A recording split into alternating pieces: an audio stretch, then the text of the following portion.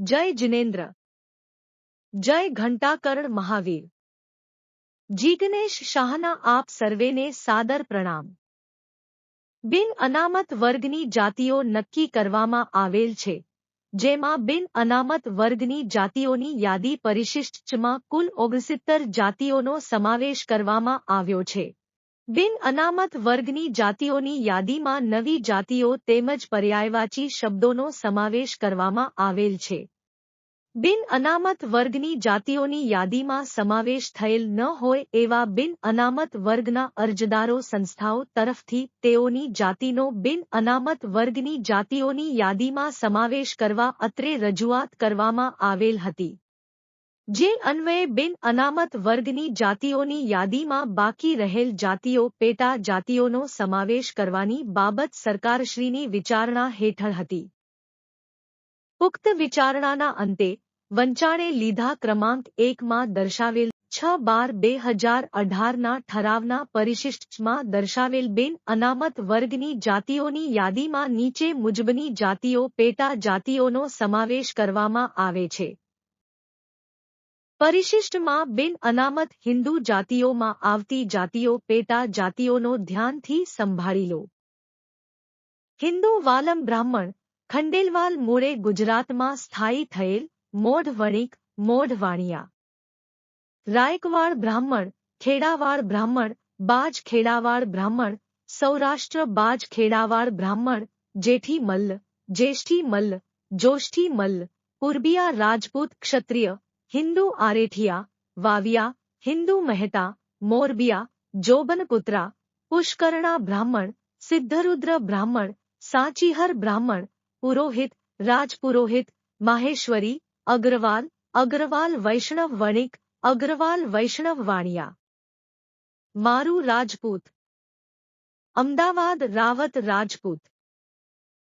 બિન અનામત મુસ્લિમ જાતિઓ પેટા જાતિઓ છે। કુરેશી મુસ્લિમ, સુન્ની મુસલમાન વોરા પટેલ, સુન્ની મુસલમાન।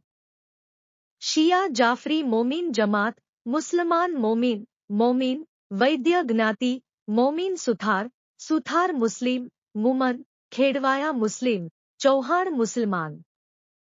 મુસ્લિમ ખત્રી, બુખારી, મુસ્લિમ રાવમા, મુસ્લિમ રાયમા।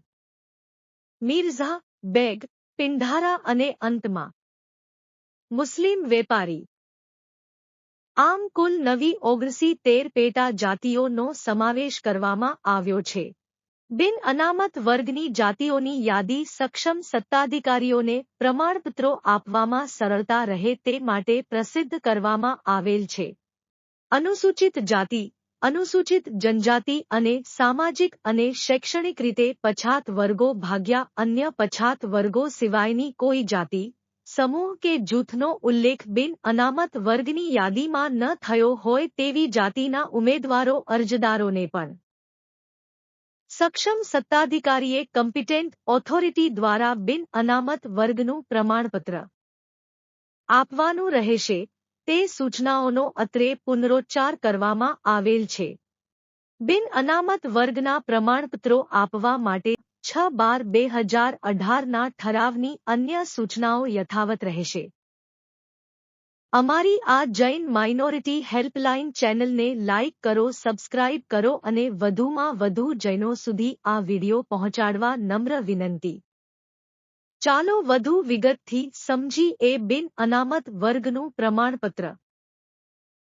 રાજ્ય સરકારની બિન અનામત વર્ગોને લગતી વિવિધ યોજનાઓના લાભ માટે બિન અનામત વર્ગનું પ્રમાણપત્ર જરૂરી છે। પ્રમાણપત્ર આપ બિન અનામત વર્ગના છો તે પ્રમાણિત કરે છે। પ્રમાણપત્રની અવધિ કાયમ છે, જ્યાં સુધી આપ બિન અનામત જ્ઞાતિમાં છો ત્યાં સુધી માન્ય રહેશે।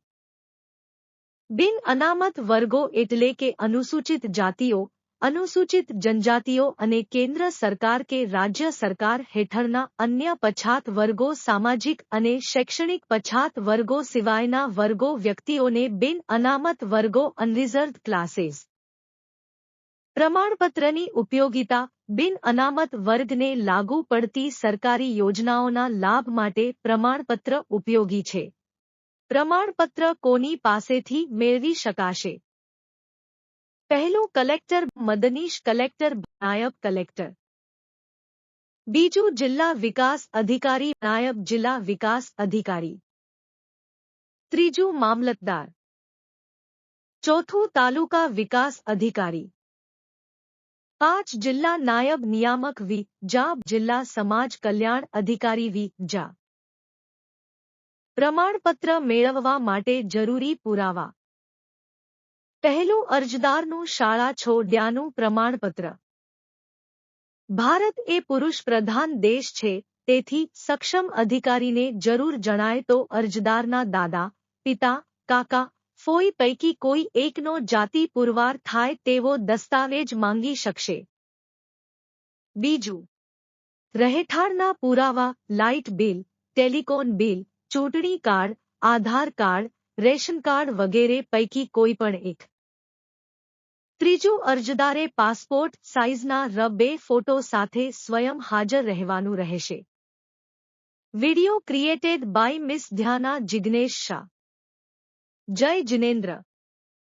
જય ઘંટાકરણ મહાવીર.